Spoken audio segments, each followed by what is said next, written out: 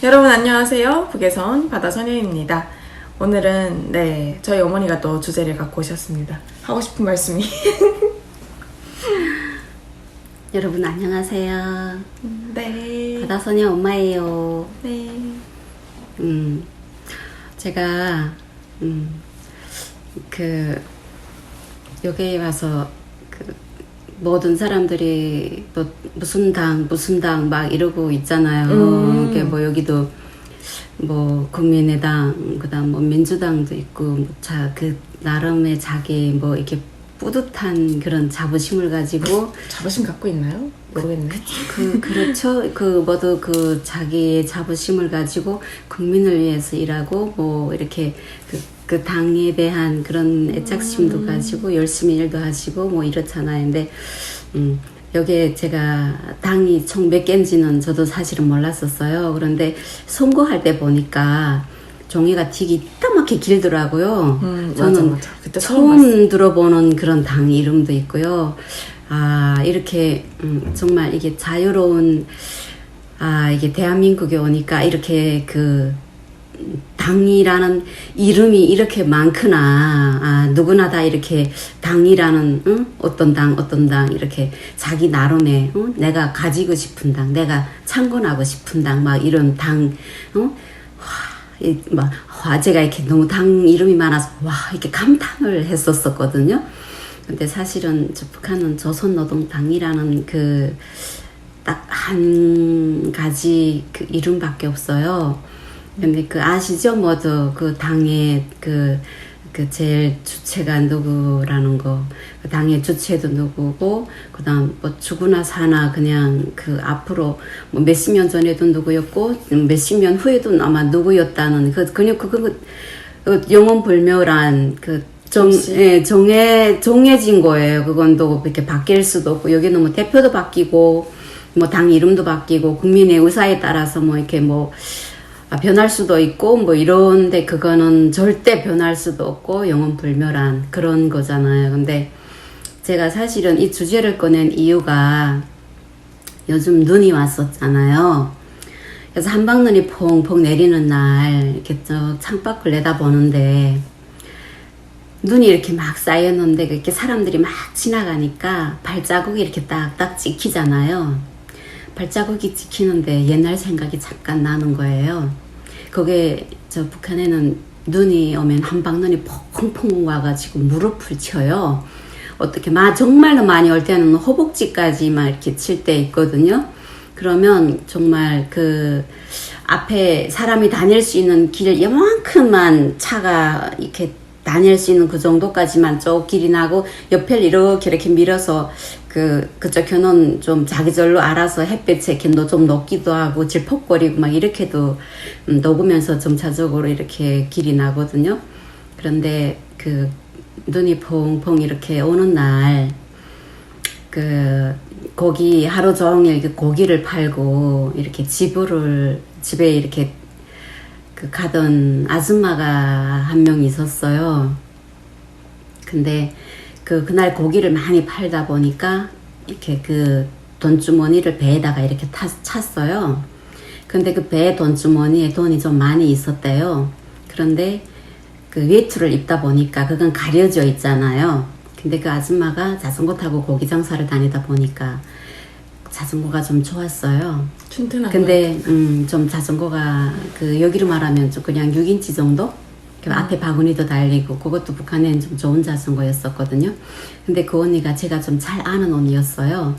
근데 처녀 때는 군대에서 중대장을 하다가 제대된 제대군인 언니였는데 결혼을 해가지고 그때 딸이 하나 있는 상황이었거든요. 근데 남편이 배를 타는 오로공이어가지고 그래서 한 선주였거든요. 그래서 고기도 정말 잘 잡고 기회도 좀 잘 잡고 해가지고 돈을 좀 많이 벌었어요. 근데 중국에 그때 한때 막 이렇게 수출을 하다 보니까 그 수출을 하는 시간에 맞춰서 걔를 이렇게 다 해서 키로 떠서 보내고 그래서 늦은 시간에 지금 집에를 가는 길이었는데 그게 한 8시 반, 8시 45분 이 정도쯤 됐겠죠. 그러니까 북한에는 그 시간쯤이면 깜깜해요. 그리고 다니는 사람들 좀 거의 없다고 보시면 돼요. 여기는 밤이면 뭐 불도 막 있고 가로등도 있고 그런데 거기는 깜깜하거든요.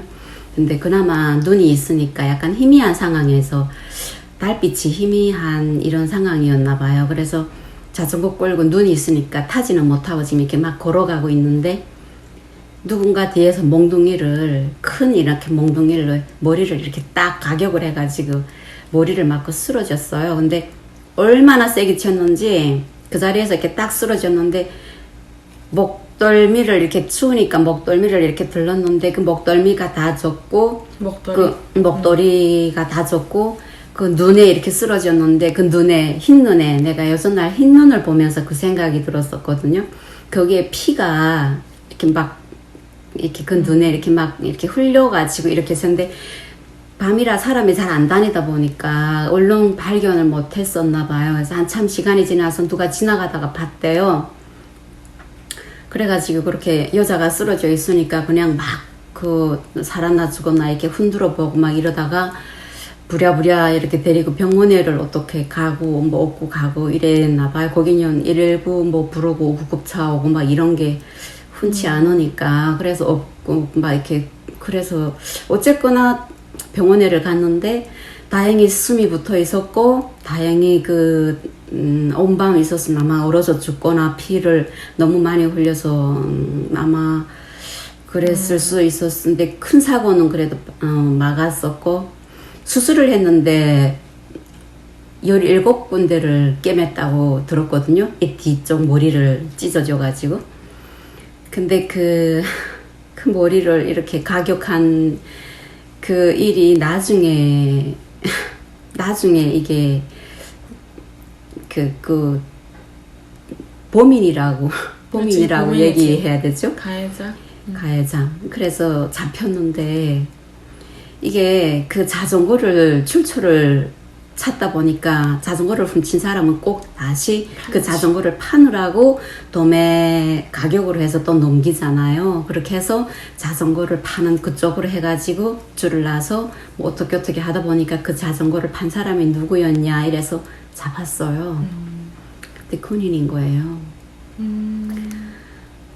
그래서 잡았는데 군인인데 그 어린 군인이잖아요. 그러니까 제대도 아직 안 됐고 북한은 한 10년 동안 군사복무를 하잖아요. 근데 왜 너 사람을 저렇게 징역 만들어 놓고 그랬냐, 자전거는 왜 훔쳤냐 이러니까 제대될 날짜는 다가오고 조선노동당에는 입당을 해야 되고 정치 지도원한테는 잘 보여야 되겠는데 나한테 수중에 돈은 없으니까 강도짓을 해서라도 그 뭐 자전거라도 훔쳐서라도 그렇게 해서 뭐 하다못해 담배라도 좀 사가지고 정치지도원한테 뇌물을 좀 바쳐서라도 이렇게 입당을 좀 빨리 하고 싶어서 그랬다 이렇게 실토를 했대요.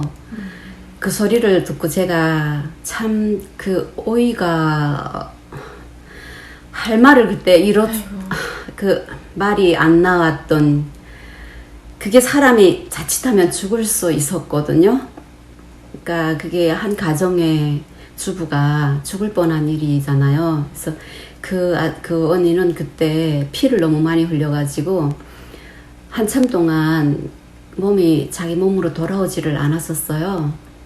그래서 온 집에서 그냥 그 언니가 죽는 줄 알았거든요. 그 딸은 또 얼마나 그때 딸이 유치원 나이 때였거든요.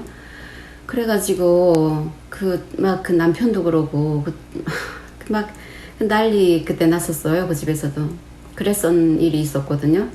그러니까 그냥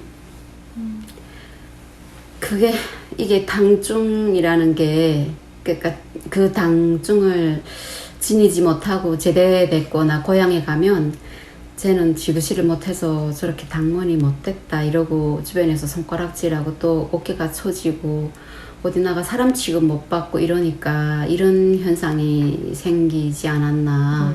네, 북한에서 군인들의 이제 필수 코스가 군대로 갈 때 목표가 당중을 걸고 제대하는 거거든요.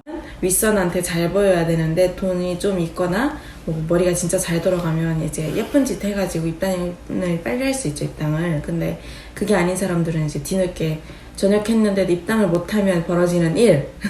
전역해서 만약에 그러니까. 농사꾼 집안이어서 농사 짓는 곳으로 농장으로 돌아왔어요. 근데 전역하면 이제 제대근인이라고 이제 부지를 주거든요. 땅을 주고 뭐 이제 뭐 집 주변 사람들은 이제 뭐 어떻게 손봐서 결혼을 하던 하는데 그냥 농장 막노동을 시작해요, 제대근인들은. 근데 입당을 하고 오면 뭐 반장, 창고장 이런 거부터 시작해요. 이렇게 위로 올라갈 수가 있거든요. 왜냐하면 여자들은 농사만 시키고 이제 그런 자리를 아예 안 주거든요. 근데 남자분들이 그걸 갔는데 그 남자분들 세상에서도 당증이 있어야 그게 위로 올라갈 수 있는 거예요. 그러니까 뭐 이제 전역해서 가려면 진짜 필수 코스인데 그걸 못하면 평생 이제 죽을 때까지 그냥 일만 하고 막노동, 그러니까 그냥 농장원으로만 살아야 되니까 그 사람도 참 그러니까 간부가 될 수 있는 필수 코스가 그쵸.